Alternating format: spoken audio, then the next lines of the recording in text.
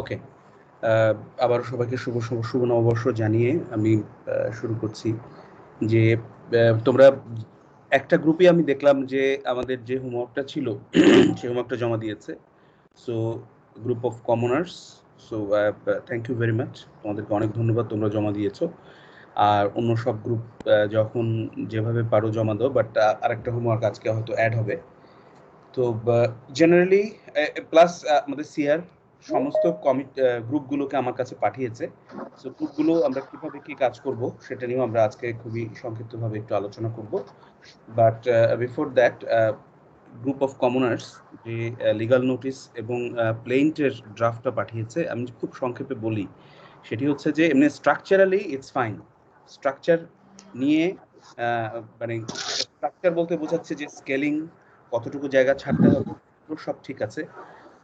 কিন্তু for example যে কি মামলা এখানে আমরা করছি, হ্যাঁ, সেটা নিয়ে একটু তোমাদের মধ্যে কনফিউশন আছে। আবার লিগ্যাল নোটিশটাও একটু কনফিউজিং মনে হচ্ছে তোমাদের ইসের থেকে।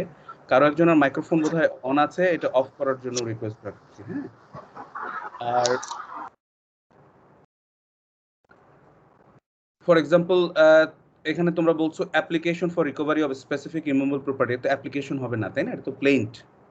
সো প্লেইন্টের অ্যাপ্লিকেশন হবে না। আমি কি তোমাদেরকে যে নমুনাটা দিয়েছিলাম ওটা কি বাংলা নমুনা ছিল? না স্যার, ইংলিশ ছিল, ইংলিশেও ছিল। রাইট, আমি দু ধরনের যেহেতু দিয়েছি সেখানে তোমরা দেখো। প্রথম কথা হচ্ছে যে এটা, এই যে ওপেনের বিষয়টাতে এটা কি মামলা হবে? What do you think?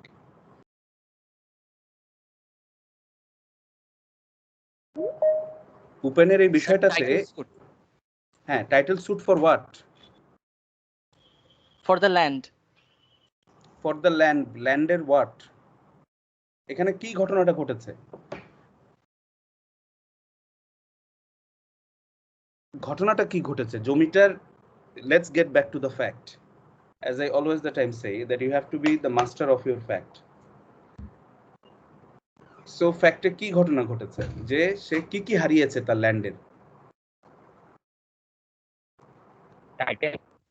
হ্যাঁ, টাইটেল হারিয়েছে। আর কি হারিয়েছে?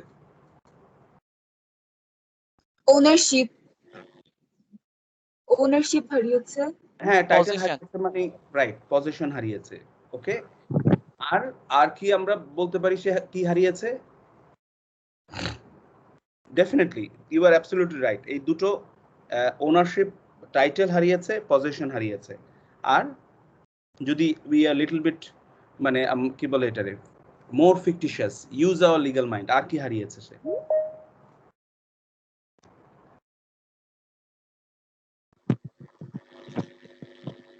So right to the land.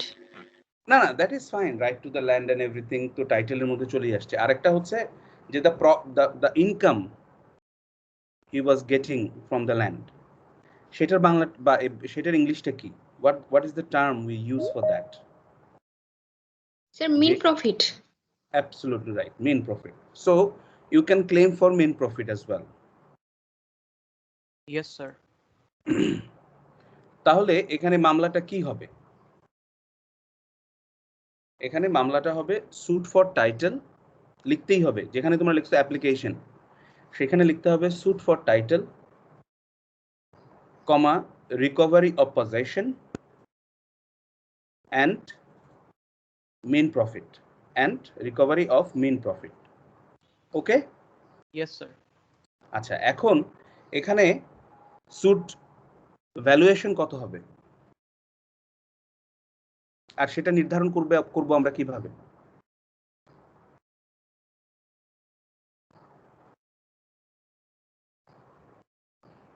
জমিটার সাইজ আর হচ্ছে জমিটার ভ্যালু কত, মানে দাম কত আর কি, সেটার উপর সাইজের উপরে ভ্যালু নির্ভর করে, ফাইন। কিন্তু মানে এইখানে আমরা কিভাবে ডিসাইড করব? You tell me that. ভ্যালুয়েশনটা, মামলার ভ্যালুয়েশন এবং জমির ভ্যালুয়েশনটা আমরা এটা জমির ভ্যালুয়েশনটা সাধারণত আমরা কিভাবে নির্ধারণ করি?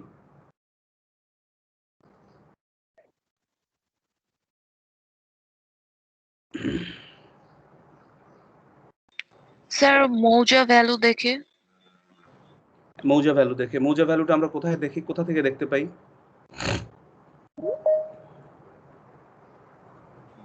স্যার তহসিল অফিসে কি পাওয়া যায় এটা? রাইট, তহসিল অফিসে পাওয়া যায়, আবার মানে ডিসি অফিসেও পাওয়া যাবে, ডিস্ট্রিক্ট জাজ অফিসেও পাওয়া যাবে। সেইখানে তাদের কাছে একটা মৌজা অফিসের একটা তালিকা থাকে, সরকারি তালিকা, সেখান থেকে আমরা পেতে পারি। আবার আশেপাশের জমি জমা যারা বিক্রি করেছে কিনেছে সেখানে থেকেও আমাদের একটা আইডিয়া হয়ে থাকে।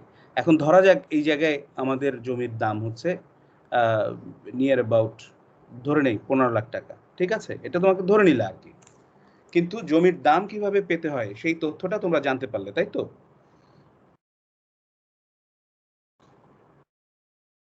নাও তাহলে এই মামলার ভ্যালুয়েশন, সুট ভ্যালুয়েশন কত হবে?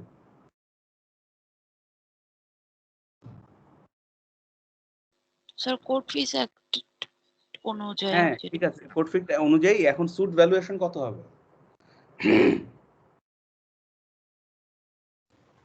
স্যার ওই জমিটার মূল্য, তারপরে ওইখানের যে মিন প্রফিটটা সে পেত সেটা, আর প্লাস হচ্ছে যে পজিশনের যে একটা ইয়ে আছে তার যদি বেনিফিট। যদি কোনো ভ্যালুয়েশন থাকে যে Yes, পজিশন sir. লসের, তাহলে সেটাও অ্যাড হবে। বাট ইউ আর রাইট, যে জমির মূল্য প্লাস মেন প্রফিট যেটা হবে দুটোকে আমাকে যোগ করতে হবে, ঠিক আছে, দুটো যোগ করে যেটা হবে দ্যাট ইজ সুট ভ্যালুয়েশন। আচ্ছা, এখন এইখানে কোর্ট ফি দিতে হবে কত?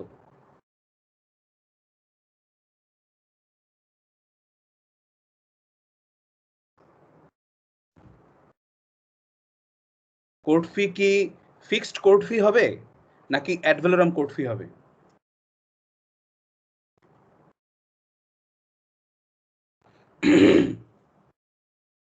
অবশ্যই অ্যাড ভ্যালোরাম কোর্ট ফি হবে, কারণ হচ্ছে মাথায় রাখবে যখনই তুমি টাইটেল ডিক্লারেশন ছাড়া অন্য যে কোনো রেমেডি চাচ্ছ, আমাদের স্পেসিফিক রিলিফ অ্যাক্টের অন্য যে কোনো রেমেডি চাচ্ছ তুমি, ঠিক আছে, সব ক্ষেত্রেই তোমাকে অ্যাড ভ্যালোরাম কোর্ট ফি দিতে হবে। যদিও পরবর্তীতে স্ট্যাম্প অ্যাক্টে আইন করে বলা হয়েছে যে পার্মানেন্ট ইনজাংশনের মামলাতেও আমরা ফিক্সড কোর্ট ফি দেব, ঠিক আছে, এবং সেই ফিক্সড কোর্ট ফিটা স্ট্যাম্প অ্যাক্টেই তোমরা স্ট্যাম্প অ্যাক্ট এবং কোর্ট ভ্যালুয়েশন কি বলে এটাকে, কোর্ট ফিজ অ্যাক্ট, দুটোকে যদি একত্রে পড়ো তোমরা দেখবে যে সেখানে 3000 টাকা করে ওটা ফিক্স করা আছে, ঠিক আছে, পার্মানেন্ট ইনজাংশনের মামলায়। এখন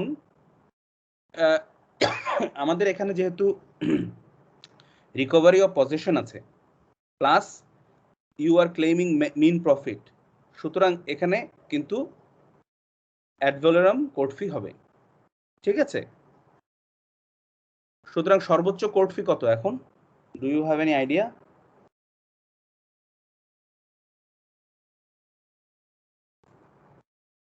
এগুলো কিন্তু তোমাদের জানতে হবে যে সর্বোচ্চ কোর্ট ফি কত, কি অবস্থা, বিকজ তোমরা যারা জুডিশিয়াল সার্ভিসে অ্যাপিয়ার করবে তাদের জন্য এই প্রশ্নগুলো খুব ইম্পর্টেন্ট, একই সাথে যারা অ্যাডভোকেটশিপ এক্সাম দেবে তাদের জন্য ইম্পর্টেন্ট। আর শিক্ষক হলে তো কথাই নেই। সো সর্বোচ্চ কোর্ট ফি ইজ অ্যারাউন্ড 57,000 টাকা, ঠিক আছে, একটু প্লাস মাইনাস অল্প হয় পার্সেন্টেজ হিসেবে, এর উপরে জেনারেলি আমাদের যেতে হয় না, ঠিক আছে। এবং এগুলো স্পেশাল কোর্ট স্ট্যাম্প আছে 5,000 টাকা পর্যন্ত, সেই স্ট্যাম্পে সাধারণত আমরা আরজিটা প্রিন্ট আউট করি, আর যদি আরজিটা প্রিন্ট আউট করার পরে আমরা এই স্ট্যাম্পটা কিনি তাহলে ওটার উপর একটা ডিক্লারেশন দিতে হয় প্রত্যেকটা স্ট্যাম্পে যে এইটা এত টাকা কোর্ট ফিজের পার্ট। এখন এই স্ট্যাম্প তোমরা যে এটা করেছো, কি বলে এটাকে, তোমরা যে আরজিটা করেছো, হ্যাঁ, আরজিটা কিন্তু একদম শেষের দিকে যদি তোমরা যাও, first of all cause of action সংক্রান্ত একে তো মানে ধরো এখানে তোমরা ভুল করেছো, কি বলে এটাকে, যে কি ধরনের মামলা সেটা ভুল লিখেছো, তারপরে ধরো কজ অফ অ্যাকশন রিলেটেড কোনো স্টেটমেন্ট নাই, কোর্ট ফিজ রিলেটেড স্টেটমেন্ট নাই, স্ট্যাম্প তারপরে স্ট্যাম্প রিলেটেড স্টেটমেন্ট নাই, তারপরে এটা যে জাজ সাহেবের জুরিসডিকশনের মধ্যে, টেরিটোরিয়াল জুরিসডিকশনের মধ্যে সেই ধরনের কিন্তু কোনো স্টেটমেন্ট নেই। আর যখনই আমরা মেন প্রফিট বা আমরা যখন একই সাথে রিকভারি অফ পজেশন চাই, তখন কিন্তু আমাদেরকে আরেকটা স্টেটমেন্টে বলতে হবে যে এগুলো যদি আমাদেরকে না দেয়া হয় তাহলে আমরা ইররিপারেবল লস অ্যান্ড ইনজুরি হবে, এই কথাগুলো দিতে হয়। আর wherefore it is most humbly prayed that, তাহলে এই প্রেয়ার পোর্শনটাও চেঞ্জ হয়ে যাবে। প্রেয়ার পোর্শনটা চেঞ্জ হয়েও যেটা দেখা যাবে যে সেখানে তোমাদেরকে to admit the case, notify the defendant, এই পর্যন্ত ঠিক আছে। আর তারপরে after hearing direct defendant number so and so to transfer the title of this property in favor of, or to declare the title of this property in favor of open, and to recover the possession of the scheduled property, আর হচ্ছে যে to hand over or to transfer the main profit। এখন এই যে main profit, এই main প্রফিটের কিন্তু একটা হিসাব দিতে হবে আরজির ভিতরে, যে আমি প্রতি বছর এত টাকা ইনকাম করতাম জমি থেকে, আমি 500 টাকা 5000 টাকা যাই হোক আমি পেতাম, এত বছরে সেটা এত টাকা হবে, ঠিক আছে? সেটার একটা রিজনেবল ইন্টারপ্রিটেশন দিতে হবে একটা প্যারাগ্রাফ। আর schedule of the property is a must. হ্যাঁ, অবশ্যই তোমাদেরকে আরজির শেষে একটা শিডিউল দিতে হবে। এ পর্যন্ত কারো কোনো প্রশ্ন আছে?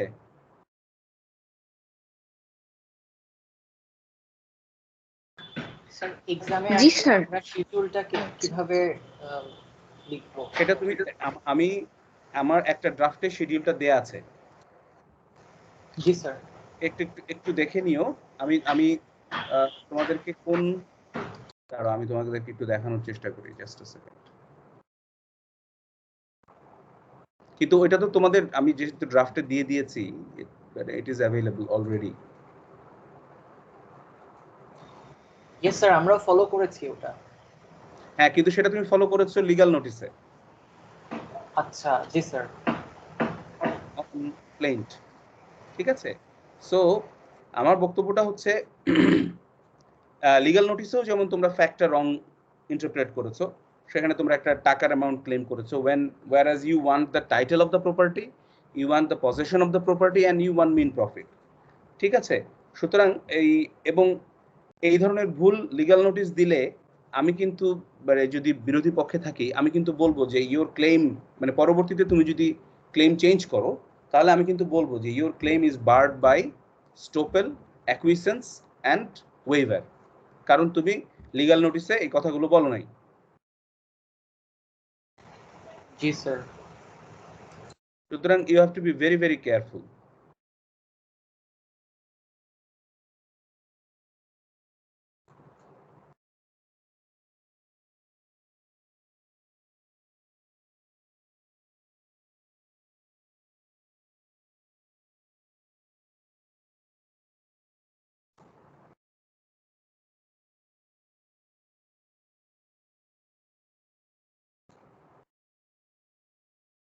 তোমরা কি স্ক্রিন দেখতে পাচ্ছ? আমি স্ক্রিন শেয়ার করেছি। ইয়েস জি স্যার। স্যার। ওকে, এটা অবশ্য পার্মানেন্ট ইনজাংশনের সেই মামলাটা। তারপরও এখানে একটা শিডিউল আছে, ইউসি শিডিউল, এটা যে কনসাইনমেন্ট বা যে এলসি আটকাতে আমরা চাচ্ছি, সেই এলসিটার একটা শিডিউল দেয়া হয়েছে। কিন্তু আমি তোমাদেরকে একটা জমির মামলার নমুনাটা দেখাই।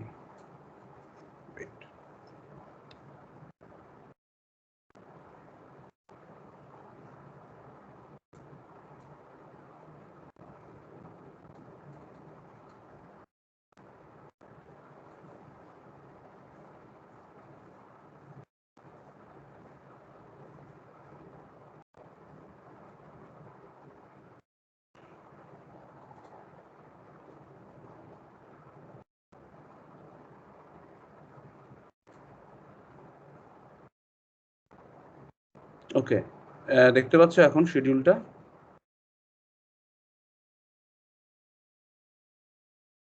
Yes sir. Yes sir. এখানে দেখো যে ইংরেজিতে যখন লিখবে আর কি, all the piece or parcel of property containing by at measurement এত square yard and 7 square feet more or less situated in the Uttara residential model town of Rajdhani Unnayan Kortripokho in the sub-registration office Dhaka, district Dhaka, Mauja so and so, police station so and so, being plot number 15 of road number 11 of sector number 3 of the layout of Uttara residential model town Dhaka, prepared by the Rajuk. Now you need to insert with এখানে যেটা হবে with the surroundings in the east বা butted and bounded in the east so and so, in the west so and so, in the north so and in the south so and so. আমরা তোমরা এখানে এই কথাটা যদি দিয়ে দাও,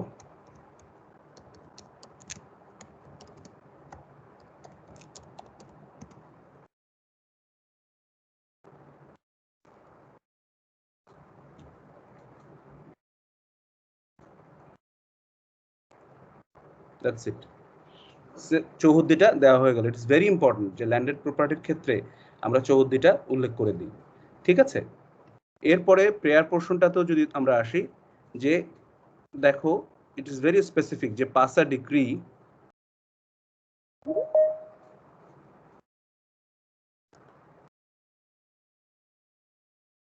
তোমাদের শেয়ারিংটা বন্ধ হয়ে গেছে না সামহাউ?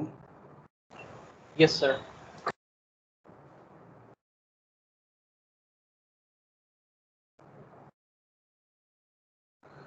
এখন আবার এসেছে বোধহয়, pass a decree of permanent injunction restraining the defendants from dispossessing or disturbing the plaintiff in any way in the suit land. অর্থাৎ হোয়াট ইউ ওয়ান্ট, যে pass a decree of title in favour of the plaintiff, হ্যাঁ,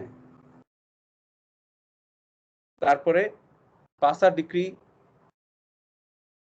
two return the possession of the suit land and pass a decree, তারপরে এন্ডের আগে যে pass a decree to provide mean profit of so and so amount, ঠিক আছে। আর and finally pass a decree on any other relief as the plaintiff entitled to this suit as per law and equity. Okay? ঠিক আছে? Yes sir. Okay.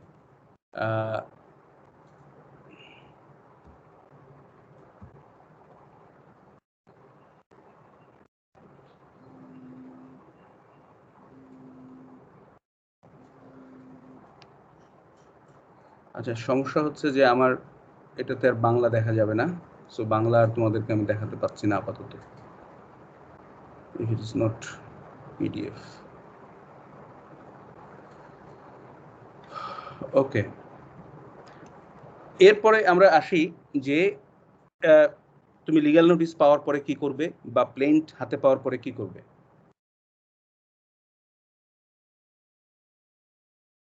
So legal notice পাওয়ার পরে তোমাকে আবার প্যারাওয়াইজ একটা reply দিতে হবে যদি সময় থাকে, parawise reply to the legal notice. বুঝতে পেরেছো?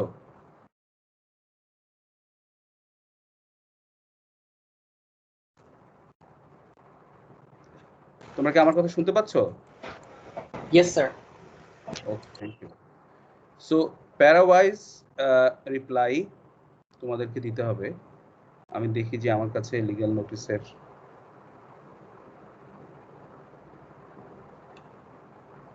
reply is there.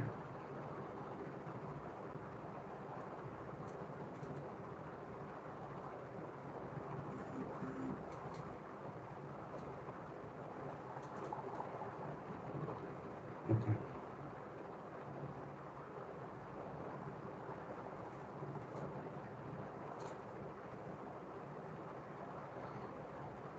ওকে, একইভাবে রিপ্লাই টু লিগ্যাল নোটিস লিখতে হবে, রেফারেন্স নাম্বার, ডেট থাকবে, অ্যান্ড দেন ইউ হ্যাভ মানে টু কাকে পাঠাচ্ছ, reply to the legal notice receiver, representing কাকে রিপ্রেজেন্ট করতে হচ্ছে, from whom, and on behalf of হুম।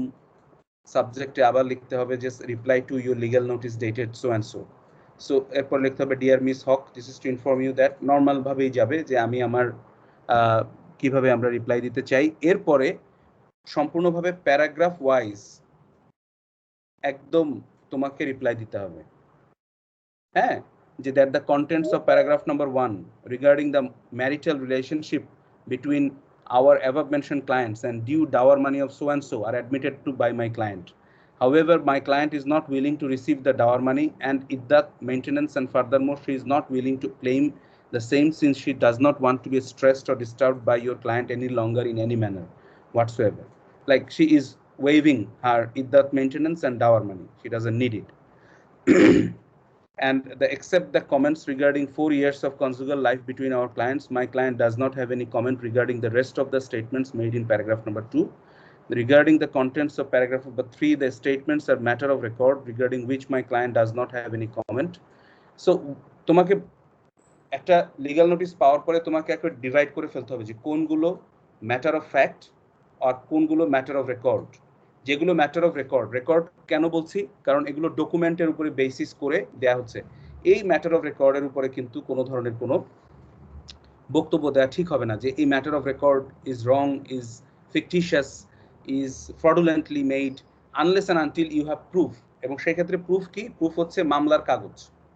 অর্থাৎ যদি কোনো মামলা থাকে ডিক্লেয়ার করে যে হ্যাঁ এই দলিলটা জাল, only then you can claim যে this is fraudulently made. If there is no such judgment, right, from a competent court, then you cannot claim it. You get my point? সেই ক্ষেত্রে সবসময় সেফ হচ্ছে যে matter of record regarding which my client does not have any comment. ওকে? আর যেখানে matter of fact, যদি অনেক সময় আমরা আইনজীবীরা কি করি যে আমরা কিন্তু অনেক সময় আইনজীবীরা এক একটা প্যারাগ্রাফের মধ্যে অনেক সময় ম্যাটার অফ ফ্যাক্ট এবং ম্যাটার অফ রেকর্ডকে একসাথে মিশিয়ে একটা কমেন্ট দিয়ে থাকি, ঠিক আছে, একটা স্টেটমেন্ট দিয়ে থাকি। তো তখন যখন আমি রিপ্লাই দেব সেটা আমি প্লেইনটা রিপ্লাই দেই আর লিগ্যাল নোটিসে রিপ্লাই দিই, I have to be very কশাস যে কোন অংশটুকু ম্যাটার অফ রেকর্ড আর কোন অংশটুকু ম্যাটার অফ ফ্যাক্ট। আর এই ম্যাটার অফ রেকর্ড এবং ম্যাটার অফ ফ্যাক্টের মধ্যে কোন অংশটুকু আমি স্বীকার করতে চাই, কোন অংশটুকু আমি অস্বীকার করতে চাই এবং কোন অংশটুকু সম্পর্কে আমার কোনো কমেন্ট নাই। I have to be very clear about it. ঠিক আছে? সুতরাং you have to sit with your client, হ্যাঁ, রেগুলারলি টু আন্ডারস্ট্যান্ড যে উনি কোন অংশকে অস্বীকার করতে চাচ্ছেন, কোন অংশ স্বীকার করে নিতে চাচ্ছেন, এগুলো ব্যাপারে খুবই ক্লিয়ার ধারণা থাকতে হবে। বিকজ জেনারেলি কি হয় যে অনেক মানুষ কিন্তু এক এক মানুষের মন তো পরিবর্তনশীল, তাই না? সেটার ব্যাপারে কিছু বলার নেই। সুতরাং একটা সময় হয়তো ক্লায়েন্ট যিনি আসছেন তিনি হয়তো অ্যাগ্রি করতে পারেন, আবার পরবর্তীতে তিনি ডিসঅ্যাগ্রিও করতে পারেন। কিন্তু আমাদের কাজ হচ্ছে কি? আমাদের কাজ হচ্ছে এটা অন রেকর্ডে নেয়া যে তিনি কতটুকু অংশ অ্যাডমিট করছেন, কতটুকু ডিনাই করছেন এই ম্যাটার অফ ফ্যাক্ট এবং ম্যাটার অফ রেকর্ডে। ঠিক আছে? এবং যেগুলো উনি ডিনাই করছেন সেগুলোর ক্ষেত্রে কি কি প্রুফ রয়েছে ওনার কাছে, কারণ এই ডিনায়ালগুলো নিয়েই কিন্তু তোমাকে কোর্টে কথা বলতে হবে। সুতরাং লিগ্যাল নোটিসের রিপ্লাইয়ের স্টেজ থেকেই তুমি যদি সেগুলোকে ক্যাটাগরাইজ করে রাখতে পারো তাহলে that is good for your profession. ঠিক আছে? ক্লিয়ার এই পর্যন্ত? Yes, sir. ওকে, সো এইভাবে তুমি প্যারা ওয়াইজ তোমাকে রিপ্লাই দিতে হবে। তুমি স্বীকার করো, অস্বীকার করো, কোনো কমেন্ট না দাও, কোনো অসুবিধা নেই, কিন্তু it has to B based on proof or evidence. তুমি নিজের মতো করে লয়ার হিসেবে বানিয়ে লিখলে কিন্তু হবে না। So you have to sit with your client, you have to ask him questions, you have to ask for documents if he has them. ঠিক আছে? নাও শেষে একইভাবে তোমার যদি কোনো ইনস্ট্রাকশন থাকে যে আপনি মামলা করলে করেন, আমার কোনো অসুবিধা নেই, অথবা তোমার যদি উল্টা বলার থাকে যে না আপনি বরং আমার সম্পত্তি দখল করে আছেন, সুতরাং আমি আপনার বিরুদ্ধে লিগ্যাল অ্যাকশন নেব, সেই কথাও তুমি বলতে পারো। অথবা তোমার যদি কোনো ধরনের কোনো সেট অফ থাকে সেই সেট অফের কথাও কিন্তু তুমি রিপ্লাই টু লিগ্যাল নোটিসে বলতে পারো। ঠিক আছে? আমি কি তোমাদেরকে রিটেন স্টেটমেন্ট পাঠিয়েছি? স্যার রিপ্লাই পাঠাননি। রিপ্লাই পাঠাইনি, বাট রিটেন স্টেটমেন্ট দিয়েছি কিনা না স্যার, সম্ভবত না। একবার দেখে নাও। Okay sir. না স্যার, দেন নেই। ওকে ফাইন, তাহলে রিটেন স্টেটমেন্ট আমি আজকে দিয়ে দিচ্ছি। তো এখন আমরা একটু রিটেন স্টেটমেন্ট দেখে ফেলি রিটেন স্টেটমেন্ট কোথায় আছে সিপিসির?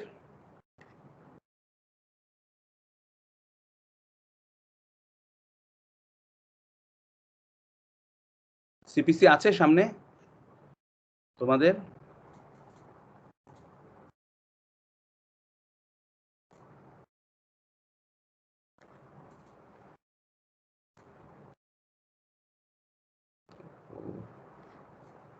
সবই তোমাদের বাংলায়।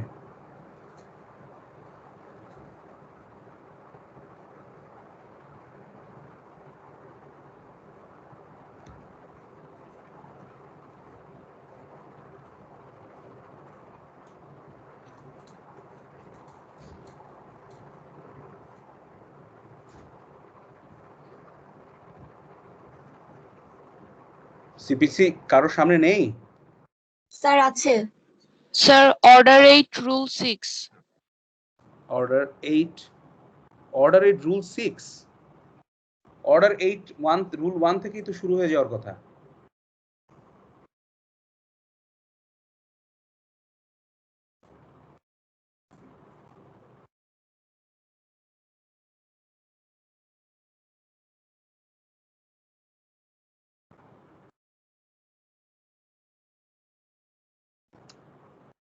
আনফরচুনেটলি আমার এটা তো বিজয় নাই। ওকে, আমি তোমাদের রিটেন স্টেট পাঠিয়ে দেব, ঠিক আছে? Don't worry about it.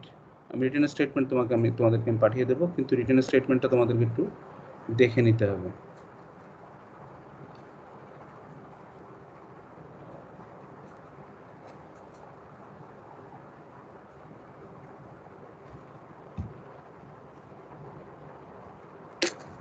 হ্যাঁ, অর্ডার 8 কি বলা আছে?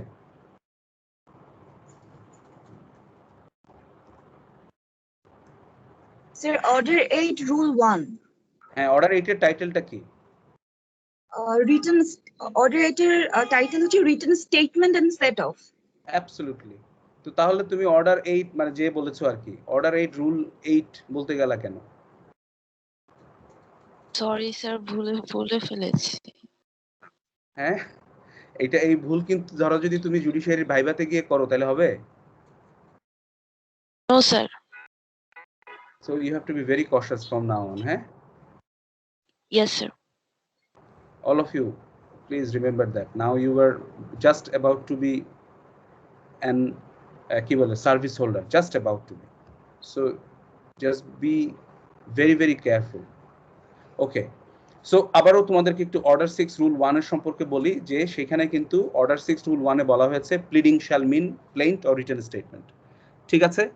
এবং প্লেইন্ট এবং রিটেন স্টেটমেন্ট সম্পর্কে কমন ডিরেকশন দেয়া আছে অর্ডার 6 রুল 2 তে। ওকে, একটু এগুলো মাথায় রাখো। এরপরে আমরা যদি চলে যাই, order 8 is about plaint.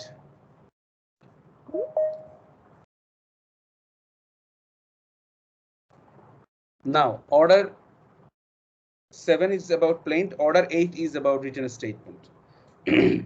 So দেখো লেখাই আছে যে defendant shall within 30 working days from the date of service of summons upon him, save as provided in the proviso to subsection 2 of section 80, present a written statement of his defense. 30 দিনের মধ্যে দিতে হবে। কিসের 30 দিনের মধ্যে?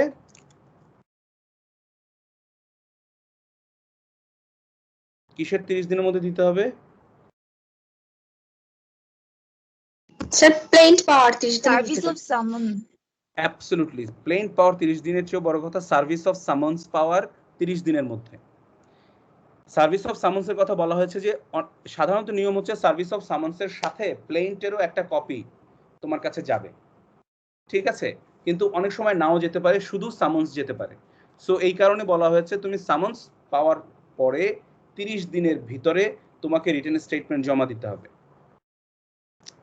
আর তুমি যদি দেরি করো, প্রোভাইসো দেয়া আছে পরবর্তীতে, যেখানে বলা হয়েছে for reasonable grounds two file the written statement within the shed period of 30 working days, he shall be allowed to file the same on such other day as may be specified by the court for reasons to be recorded in writing, but which shall not exceed 60 working days from the date of service of summons. provided further that if the defendant fails to file the written statement within the said period of 60 working days, the court shall dispose of the suit ex parte, অর্থাৎ 60 কর্মদিবস। এখন এই 60 কর্মদিবস বলতে আমরা কি বোঝাচ্ছি বলো তো এখানে? Working ছুটির days, দিন sir. বলতে Working day. ওকে, ওয়ার্কিং ডেজ। ওয়ার্কিং ডেজ বলতে তুমি বোঝাচ্ছ শুক্র শনি বাদ দিয়ে? স্যার যে কোনো Yes, সরকারি sir. বেসরকারি আচ্ছা, আর আমি যদি বলি যে এই 30 working days or 60 working days মানে হচ্ছে, যদি আমি বলি, তোমরা বলবে যে whether I am wrong or right। আমি যদি বলি যে এই 30 ওয়ার্কিং ডে মানে হচ্ছে 30 এই মামলার 30টা তারিখ,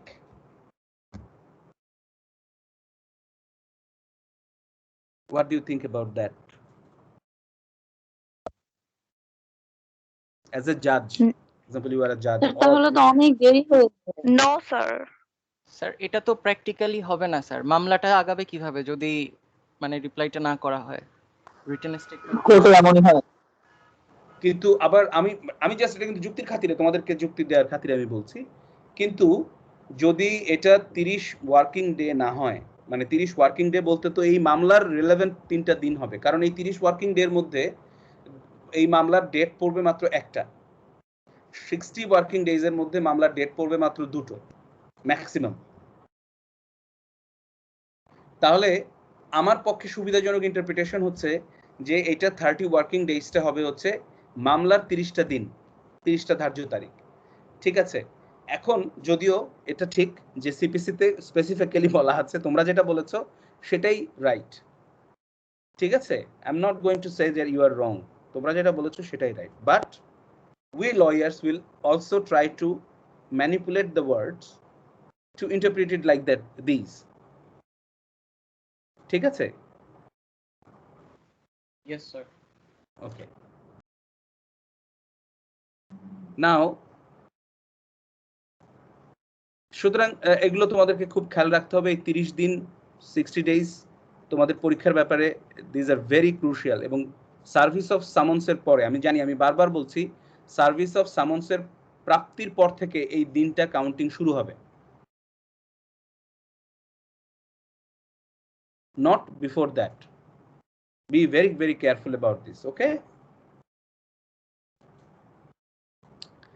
সুতরাং কারণ আমি জানি যে পরীক্ষার হলে তোমরা অনেকেই মিস করবে। শুধু এখন রিটেন স্টেটমেন্টের ক্ষেত্রে যেটা হবে, ঠিক যেভাবে আমি তোমাদেরকে রিপ্লাই টু লিগ্যাল নোটিস দেখালাম, ওইভাবে কিন্তু তোমাকে প্রতি প্যারাগ্রাফকে চ্যালেঞ্জ করতে হবে।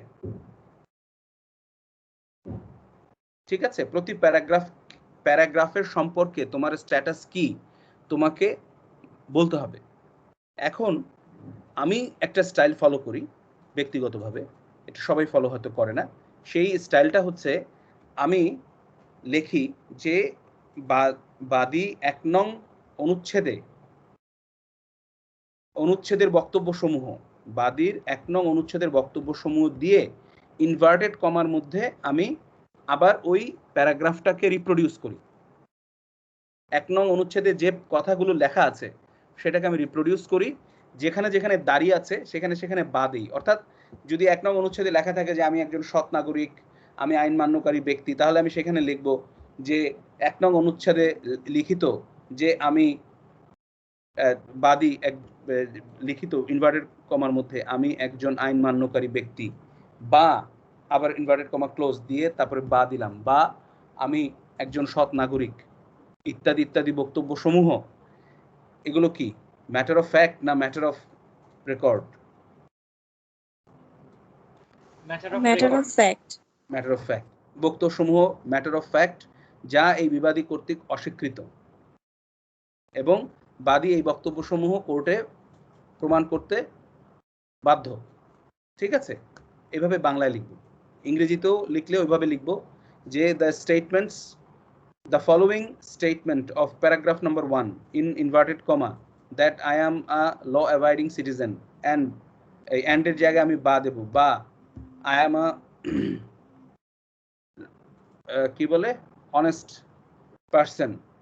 These statements are matter of fact, hence denied by this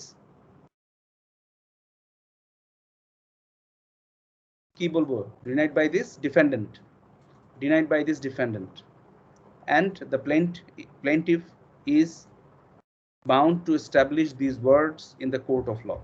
Okay, এইভাবে করে প্রত্যেকটা স্টেটমেন্ট দিয়ে প্রত্যেকটা প্যারাগ্রাফ আমাকে ডিনাই করতে হবে।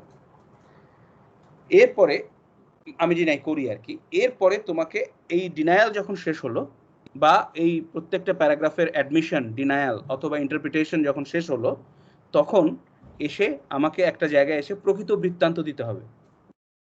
কি দিতে হবে? প্রকৃত বৃত্তান্ত অর রিয়েল ফ্যাক্ট। হ্যাঁ, রিয়েল ফ্যাক্টস। অর্থাৎ এখন তুমি তোমার সাইডের ফ্যাক্ট গুলো বলবে, যে কেন তুমি মনে করো যে বাদীর বক্তব্য তোমার উপরে প্রযোজ্য হবে না। ঠিক আছে, আমি তোমাদেরকে যেটা পাঠিয়ে দেবো তোমরা খুব ক্লোজলি ওটা দেখে নেবে। ওকে অয়ন, তোমরা যে ড্রাফট প্লেনটা লিখেছো আর লিগ্যাল নোটিসটা লিখেছো, এটা তোমরা চেঞ্জ করে আগামী 2 দিনের মধ্যে চেঞ্জ করে আবার আমাকে পাঠাবে। আমি অন্য সব গ্রুপের সাথে এটা শেয়ার করব, বা অন্য যে কোনো একটা স্পেসিফিক গ্রুপের সাথে আমি শেয়ার করব। তারা এইটার উপরে একটা রিপ্লাই টু লিগ্যাল নোটিস লিখবে, একটা রিটেন স্টেটমেন্ট লিখবে। ঠিক আছে? জি স্যার, ঠিক আছে। নাও আমাদের হাতে সময় খুবই কম আছে, সেই সময় কমের মধ্যে অয়ন, তোমাদের গ্রুপের মধ্যে who is ready to make a move for admission of this plant? কোর্টের সামনে এখন তোমাদেরকে একটা মামলা গ্রহণ করার একটা শুনানি হবে, গ্রহণযোগ্যতা শুনানি, যেটাকে আমরা বাংলাতে বলি। Are you ready to do that? Any of sir you? এটার তো প্রিপারেশন নেওয়া হয়নি। এটা প্রিপারেশনের কিছু নাই। You are a law student now, you are not in a mooting situation now, right? I have paid you as open to do the grohonjogyota shunani. You cannot say যে you are not ready. So let's start.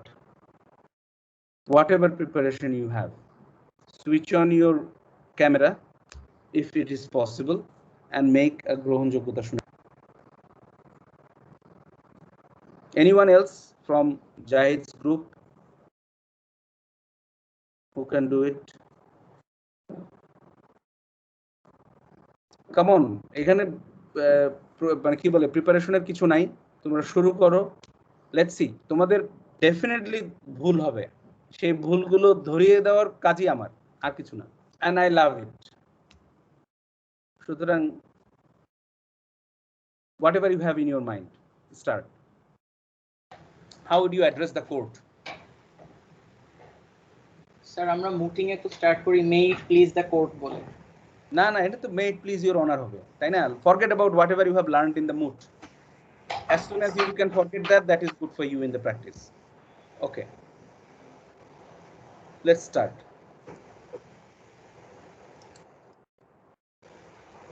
Sir কিভাবে শুরু করব বুঝতে পারছি না। হ্যাঁ, may it please your honor. ওকে, শুরু করো না। Let's see. May it please your honour. Your Honor, this is Jahidul Islam on behalf of my client Upen. Upen is an owner of a land named. প্রথমে তোমাকে বলতে হবে যে তোমার নাম বলার দরকার নেই, যে may it please your honor। প্রথমে এরপরে বলো যে এই স্যুটটা কি জন্য করেছো তুমি, what is kind of suit? Your Honor, this is a title suit and suit for recovery of possession and suit for mean profit. Now give the statement. এরপরে তুমি বলো, বাংলাতেই বলো, যে তোমার এটাতে অ্যাড ভ্যালোরাম কোর্ট ফি পে করেছো কিনা। যদি না করে থাকো তাহলে পরবর্তী মামলা গৃহীত হলে পরবর্তী 21 দিনের মধ্যে তুমি অ্যাড ভ্যালোরাম কোর্ট ফি পে করবে বা প্রদান করবে। বলো।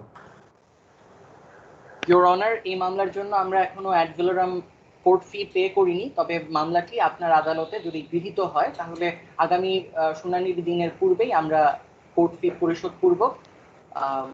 হ্যাঁ, 21 দিনের মধ্যে। It's very specific. তোমাদেরকে আমি রিজেকশন অফ প্লেন্ট পড়িয়েছি কিনা? না স্যার। গত ক্লাসের ভিডিওটা একটু দেখো তো, rejection of plant I think I have করিয়েছি, দেখে নিও। তারপর রিজেকশন অফ প্লেন্টে ওখানে বলাই আছে 21 দিনের মধ্যে দিতে হবে, সো 21 দিনের মধ্যে দেব, ঠিক আছে। এরপরে এখন তুমি ফ্যাক্টের কথা বলো। জি স্যার। আমার এলি স্যার আমার ক্লায়েন্ট কোর্টের মধ্যে ধারণা করে যে কোর্টের মধ্যে আরো 60 থেকে 70 জন লোক আছে, তোমার পিঠের উপরে ধাক্কা দেওয়া হচ্ছে এই পরিস্থিতিতে, এবং খুবই চিৎকার চেঁচামেচি হচ্ছে, এই পরিস্থিতিতে তুমি সাবমিশন দিচ্ছ। You have only 1.5 minute. Yes sir. আমার ক্লায়েন্ট মিস্টার উপেনের জমি মিথ্যা একটি ফোর্জ ডকুমেন্টের বেসিসে দখল করে নিয়েছেন মিস্টার এক্স এর এগেইনস্টে। আমরা এই প্লেনটি এখন আদালতের সামনে পেশ করছি, যেখানে আমার মক্কেল মিস্টার উপেন তার পজিশন হারিয়েছেন নিজের জমির ওপর থেকে, তার ওনারশিপটা হারিয়েছেন, এবং ওই জমি থেকে তিনি যেই প্রফিটগুলো পেতেন সেগুলো ফর দ্য মিন টাইম তিনি বঞ্চিত হচ্ছেন। সো আদালতের আমাদের আর্জি হচ্ছে আমার মক্কেল যেন তার পজেশন অফ ল্যান্ড ফেরত পান, এবং ইন দ্য মিন টাইম তার টাইটেল ফেরত পান ঠিকঠাক, এবং এই মধ্যবর্তী সময়ে তার যেই পরিমাণ মেইন প্রফিট ক্ষতিগ্রস্ত হয়েছে সেটা তাকে ক্ষতিপূরণ স্বরূপ দেওয়া হয়।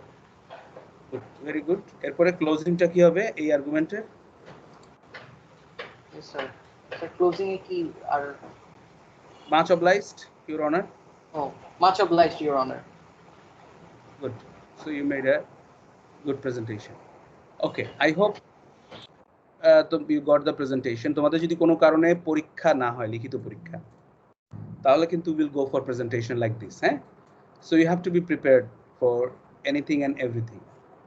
Okay, আমি কি তোমাদের একই সাথে আর কি কি অ্যাপ্লিকেশন পাঠিয়েছি?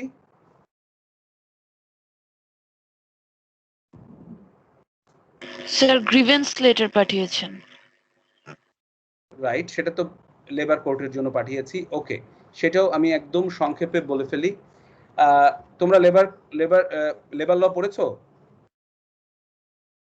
Yes sir. Yes sir. Labour লতে কোন কোন ধারায় কোর্টে যাওয়া যেতে পারে?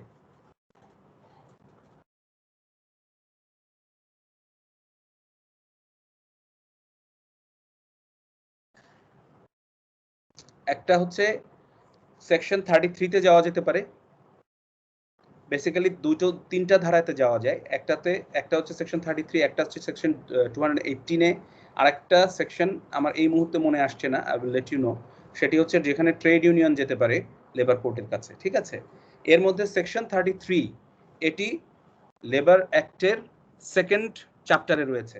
যে সেকেন্ড চ্যাপ্টারে তোমরা দেখবে যে অ্যাটেন্ডেন্স রেজিস্টার, তারপরে তোমার সেফটি রেজিস্টার, অ্যাক্সিডেন্ট রেজিস্টার থেকে শুরু করে সবাইকে তোমার এমপ্লয়ি কার্ড দিতে হবে, সবারকে তোমার জয়নিং লেটার, কি বলে এটাকে, চাকরি যে হলো সেই চিঠিটা দিতে হবে, নিয়োগ প্রাপ্তির চিঠি, এবং সবাইকে জয়নিং লেটার সবাই জমা দেবে। এই তথ্যগুলো রয়েছে, এবং তাদেরকে যদি ডিসমিসাল, ডিসচার্জ, টার্মিনেশন বা কেউ যদি রিজাইন করে সেই প্রক্রিয়াটা দেয়া আছে, এবং কেন করা যাবে সেইগুলো বলা আছে এখন, এবং বেতনের কথা বলা আছে। এখন এই জিনিসগুলোর কোনোটা যদি ব্যত্যয় হয়, তাহলে একজন কর্মচারী, তার যদি কোনো গ্রিভেন্স থাকে, সার্ভিস বই মেনটেন করার কথা বলা আছে এই সেকেন্ড চ্যাপ্টারে। এই সেকেন্ড চ্যাপ্টারের যে কোনো বিষয়ে যদি কোনো ভায়োলেশন হয় বা যদি কোনো ধরনের কোনো সংক্ষুব্ধতা থাকে একজন শ্রমিকের, তাহলে সে সেকশন 33 অনুযায়ী সে একটা চিঠি লিখবে, একটা গ্রিভেন্স পিটিশন দেবে। কার বরাবর? মালিকের বরাবর। মালিক যদি সেটা প্রাপ্তির 30 দিনের ভিতরে কোনো অ্যাকশন না নেয়, তাহলে, অথবা যে অ্যাকশন নিয়েছে সেই অ্যাকশনটা যদি শ্রমিকের মনোপুত না হয়, তাহলে শ্রমিক কিন্তু তার পরবর্তী 1 মাসের মধ্যে কিন্তু অবশ্যই যেতে পারবে কোথায়? লেবার ট্রাইব্যুনালের কাছে যেতে পারবে। That is simple. So grievance petition is very important instrument for the safety of an employee. ঠিক আছে, তোমরা কি জানো যে ডিসমিসাল, ডিসচার্জ আর টার্মিনেশন এই আর রিট্রেঞ্চমেন্ট, এই চারটার মধ্যে পার্থক্য কি?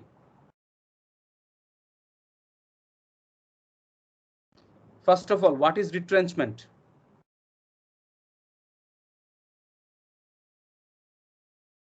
এনিওয়ান?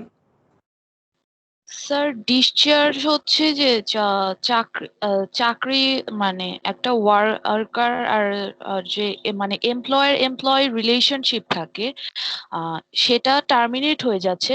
আর এতে করে যে ওয়ার্কারকে টার্মিনেট করা হলো তার উপর কোনো স্টিগমা লাগছে না ডিসচার্জে, কিন্তু ডিসমিসালের ক্ষেত্রে টার্মিনেশন উইথ স্টিগমা, আর Why you are retrenchment using হচ্ছে the যে term, চাকরি থেকে ছাঁটাই করা। Ishraq, why you are using the term termination or terminate to define other? Because you cannot do that. Because termination is a different thing. আচ্ছা, আমি একটু বলি, আর কেউ কিছু বলবে কিনা? আমি জাস্ট, যেহেতু আমাদের সময় কম আছে, সেই জন্য I wanted to wrap it up. আমি একটু বলি, প্রথমত রিট্রেঞ্চমেন্ট মানে হচ্ছে ছাঁটাই করা, বিকজ তোমার যে তোমার অতিরিক্ত শ্রমিক আছে, সো তুমি সেই অতিরিক্ত শ্রমিককে ইউ ওয়ান্ট টু রিট্রেঞ্চ, ঠিক আছে, for the time being. And রিট্রেঞ্চমেন্টের শর্ত হচ্ছে তুমি যদি পুনঃনিয়োগ করো, আবার যদি শ্রমিক নাও, তাহলে এই ছাঁটাইকৃত শ্রমিকদেরকে তোমাকে প্রায়োরিটি দিতে হবে তাদেরকে পুনঃনিয়োগের ক্ষেত্রে। That is রিট্রেঞ্চমেন্ট। ডিসচার্জ হচ্ছে তুমি যদি অসুস্থতাজনিত কারণে বা কোনো কারণে দীর্ঘদিন কর্মক্ষেত্রে অ্যাবসেন্ট থাকো, বিশেষ করে স্বাস্থ্যগত কারণে তুমি যদি অ্যাবসেন্ট থাকো দীর্ঘদিন, you are not fit to work, then it is discharge. Dismiss হচ্ছে when you have committed a misconduct, চুরি করেছো, ঘুষ খেয়েছো, মিথ্যা কথা বলেছো, কোনো ধরনের কোনো অপরাধ সংঘটিত করেছো, ভাঙচুর করেছো, then you have committed a misconduct. এই মিসকন্ডাক্ট যখন তুমি করছো, তখন তোমাকে কি করবে? ডিসমিস করবে। এবং ডিসমিসালের ক্ষেত্রে অবশ্যই, ডিসচার্জের ক্ষেত্রেও যেমন তোমাকে আগে থেকে নোটিশ দিতে হবে, কিন্তু ডিসমিসালের ক্ষেত্রে দেয়ার ইজ এ প্রসিডিউর।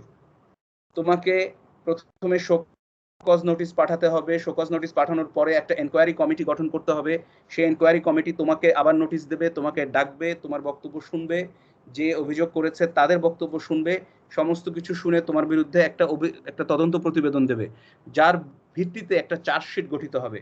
সেই চার্জশিটের উপরে আবার তোমাকে চিঠি দেওয়া হবে যে এই চার্জশিট অনুযায়ী আপনাকে কেন ডিসমিস করা হবে না, সেই জবাব দেন। তারপরে তুমি সেটার জবাব দেওয়ার পরে তোমাকে আবার দ্বিতীয় কারণ দর্শানোর নোটিশ দেওয়া হবে, তারপরে গিয়ে you can be dismissed. So dismissal has a very long procedure. আর টার্মিনেশন হচ্ছে this is the power of the employer. Employer কোনো কর্মচারীকে রাখতে চায় না, there is no reason, then he or she will terminate the employee. But if there is any stigma, অর্থাৎ এই টার্মটা যে বলেছো ঠিক বলেছো, যে if there is an stigma মানে তার বিরুদ্ধে মিসকন্ডাক্টের অভিযোগ ছিল, অথবা সে ট্রেড ইউনিয়ন করত, এই ধরনের কোনো স্টিগমা যদি থাকে, তাহলে যদি তুমি তাকে টার্মিনেট করো, that terminate is illegal termination, এবং you can go to the court. But within 30 days হলে, তার মধ্যে আমরা যেটা পরামর্শ দিই সবসময় এখন শ্রমিকদেরকে, যে যদি এই ঘটনা 30 দিনের মধ্যে হয়, আপনি একটা 33 ধারার গ্রিভেন্স পিটিশন দিয়ে দেন। গ্রিভেন্স পিটিশনের পরে সেকশন 33তেই আপনি কোর্টের কাছে যান। 30 দিনের পর হয়ে গেলে then you go to section 218, সেখানে আপনি তারপরে সরাসরি যান। আপনার চাকরি ফেরত পাওয়ার জন্য যেতে পারেন, আপনার যদি কোনো ডিউ থাকে সেটার জন্য আপনি যেতে পারেন, কোনো বেতনে কম পেলে সেগুলোতে আপনি যেতে পারেন, ঠিক আছে? সো গ্রিভেন্স পিটিশনটা তোমরা দেখো, ভালো করে দেখো কারা, এবং যে কোনো একটা group except group of commoners, কারণ তারা অলরেডি একটা টাস্ক করেছে, যে কোনো একটা group write a grievance petition and send it to me. Okay, so আজকে এই পর্যন্তই। আর কারো কোনো প্রশ্ন আছে কিনা? স্যার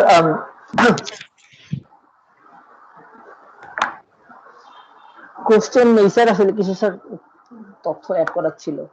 বলো প্লিজ। G sir. স্যার আপনাকে গ্রুপগুলোর নামগুলো আমি জমা দিয়েছি। আমি পেয়েছি, আমি প্রথমেই সেটা স্বীকৃতি দিয়েছি যে you have done a very good job. Sir গ্রুপের প্রথম 4টা গ্রুপ স্যার অনলাইনে দেওয়ার জন্য স্যার খুবই আগ্রহী, মানে তারা মানে অনলাইন বেসিক করলেই বেটার হয় তাদের জন্য, কারণ অনেকেই ছড়িয়ে ছিটিয়ে আছে বিভিন্ন জায়গায়। Okay sir. আর স্যার আরেকটা কনসার্ন স্যার, আমাদের আসলে হয়েছে কি 3rd ইয়ার স্যার ফাইনাল পরীক্ষাটা হয়নি, স্যার দেখা যাবে অনেকেই আসলে ড্রপ আউট হয়ে যাওয়ার চান্স থাকতে পারে। গ্রুপগুলো আসলে কনসিস্টেন্ট না। যদি স্যার আপনি আমাদের কাছে মনে হয়েছে স্যার যদি আপনি অফলাইনে নিতে চান স্যার, অফলাইনের গ্রুপগুলোর ক্ষেত্রে বেটার হয় স্যার যদি আমরা ক্যাম্পাস খোলা পাই, তাহলে স্যার বেশি অ্যাওয়ারনেস ক্রিয়েট করা সম্ভব আর কি। অফলাইন অনেক বেশি সুবিধাজনক আমাদের কাছে, মানে 5-6 গ্রুপের জন্য আমি তাদের পক্ষে যদি কথা বলি। আচ্ছা ঠিক আছে, ওকে, আই গট ইট, আমি এটা মাথায় রাখলাম। In the meantime Sabir, আমি মাথায় রাখলাম, হ্যাঁ তোমার সাথে আমি এটা নিয়ে কথা বলছি। আমি রেকর্ডিংটা বন্ধ করে দিচ্ছি।